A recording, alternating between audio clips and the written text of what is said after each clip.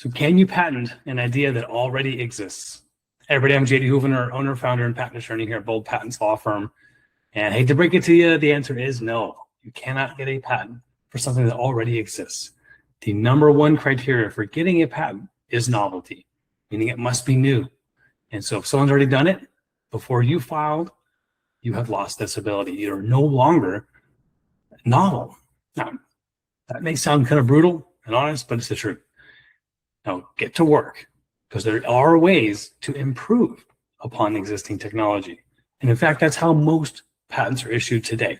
They stand on the shoulders of inventors that came before them. So look at what's been published. Look at those technologies that you now know about that exists. How can you improve it? How can you make it better?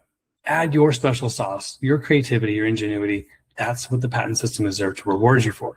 So check out the article below. And if you've got that special something, if you've already done the hard work, found out a novel improvement above and beyond what already exists, click on that contact button above and schedule a free discovery call.